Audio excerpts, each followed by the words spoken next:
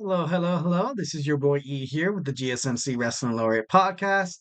Getting ready for yet another amazing episode of Bum Ba Da Da, your favorite wrestling show in the whole entire planet. Thanks to this guy right here. Thanks to this. No, I'm just kidding. No, I'm for the fans. I'm for the fans. We are all in this together. So, if I'm making success, we all are making success. We're on a rocket ship. A Rocket Man. I don't know if anybody out there is a legend, Elton John kind of guy, me, absolutely. But, totally not keeping it Elton John like, totally not keeping it music. This is a podcast about wrestling, professional wrestling. So, hey, thank you for tuning in to the GSMC Wrestling Laureate Podcast, brought to you by the GSMC Sports Network. We have a great show for you today. We will be covering, obviously, definitely our Thursday night wrestling review, which includes Ring of Honor, TNA Impact. Also, we have our Friday night's WWE SmackDown preview. Get into that.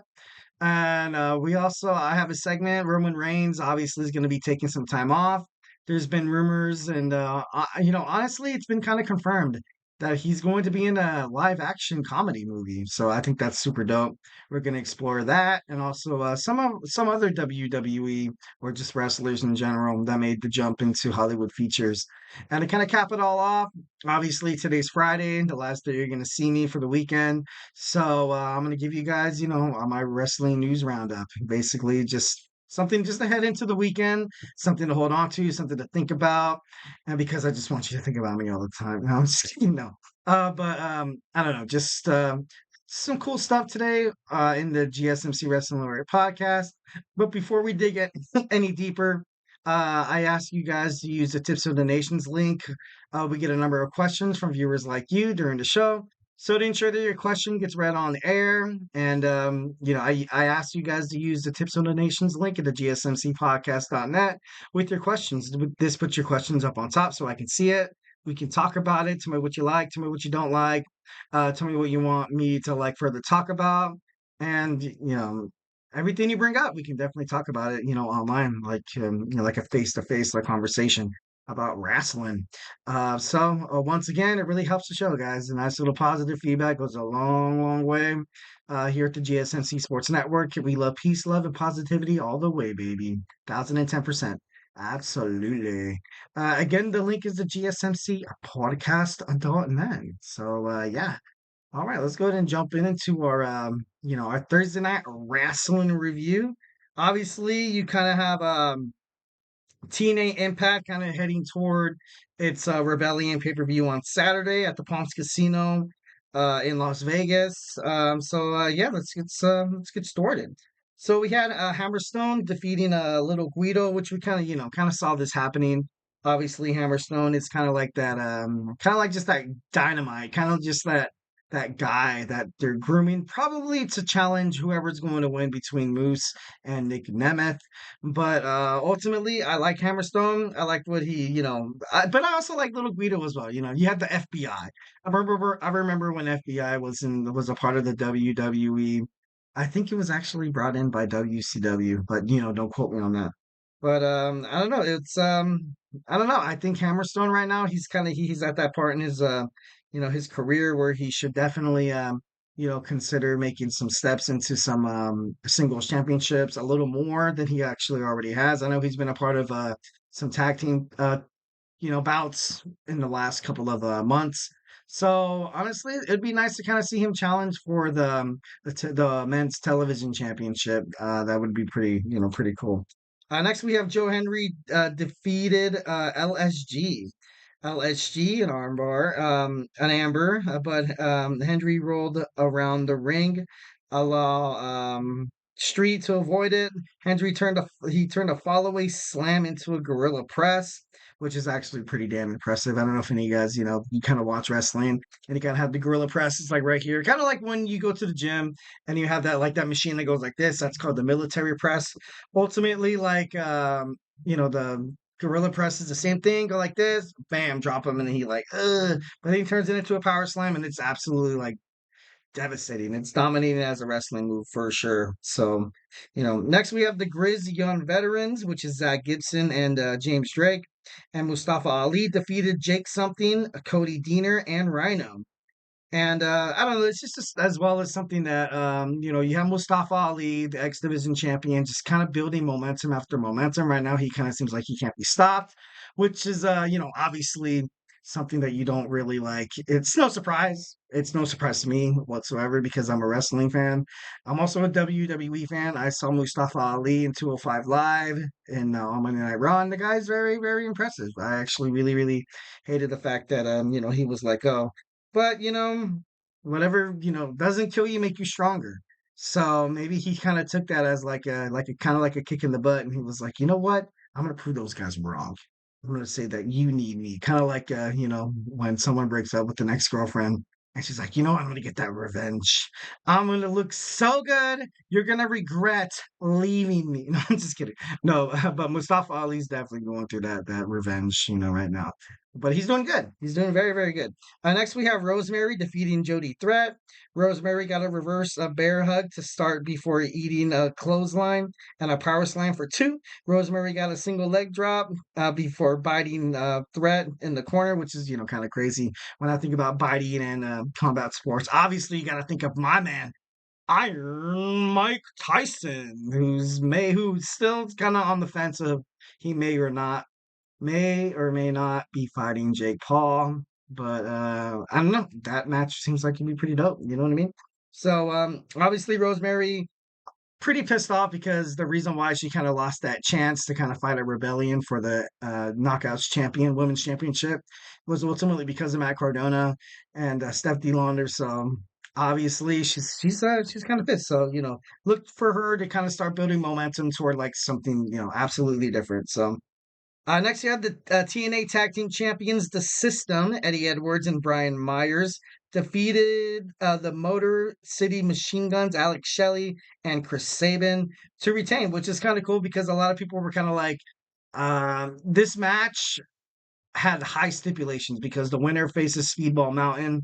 And I don't know, it's kind of cool that they retained it. I kind of thought, like with Chris Sabin kind of in it, you're like, oh my god, you could never doubt the fallen angel, Chris Sabin, or no, that's Christopher Daniels. Sorry, no, basically the X Division guy. Chris Sabin has been with the TNA for so long. Absolutely, he's like one of the vets. He's kind of making a comparison. I don't want to say Chris Jericho because eventually Chris Jericho moved on to AEW of the WWE, but he's kind of like around there. When you think of TNA and its history, you kind of think of Chris Sabin. And next we have Nick Nemeth in the Moose promo. Nick Nemeth came out and he basically wanted the crowd to get on his side. Basically, he kind of has that it's impossible to kind of beat this powerhouse in Moose. So I don't know. I'm behind Nick Nemeth. I love I loved his work in WWE. I kind of wish he didn't let leave, but ultimately, like when you kind of have to focus on your own career, you kind of have to make some hard decisions. So obviously, I wish the best for Nick Nemeth. I wish hopefully he wins on Saturday at Rebellion, in Las Vegas. Vegas, baby. Vegas. So, maybe he'll get lucky. Maybe he'll get lucky. Slot machine, maybe. The roulette table, maybe. Or maybe it's just a good old, some good old fashioned, like just, some wrestling fundamentals. I don't know if he's, I really wish that he's going to win, but Moose is just he's so dominant. He's so dominant. It's kind of like Cody Rhodes against Roman Reigns, but just imagine if it was the WrestleMania 2023 night one. So you're kind of like, he could win, but he's most likely not going to, which is kind of crazy. I actually found out that Cody Rhodes was actually supposed to win that match, and they didn't find out until the middle of the match that Cody was going to drop it to Roman Reigns. So that was kind of crazy. All right, so we have Ring of Honor, Honor Club, episode 60. We had Brian Key defeating Aaron Solo via pinfall. You also have Lance Archer and the Righteous defeated John Cruz, Damian Chambers, and Savion Trudy via pinfall. You also had Lee Johnson defeating JD Drake with the Frog Splash. And then you have Abaddon, I think that's how you pronounce it, defeated Allison Kay. via pinfall with the Black Dahlia. That finisher sounds pretty, just absolutely stunning and badass. So, the Black Dahlia. You have the infantry, which consists of Carly Brown, Bravo, and Sean Dean, defeating the Iron Savages, Boulder and Bronson, which was actually pretty darn cool. You have Layla Hirsch, Kyrie Hogan, and Trish Adora defeating Taya Valkyrie, Leia Gray, and Diamante. Um, Obviously, this was one of the girls' triples, not triples match. How do you say it? Trios match. No, I think trios match is AEW. I think it's 6 man, 6 woman technically, 6 woman tag team match, which is something that I really, really honestly wish that the WWE would kind of band together.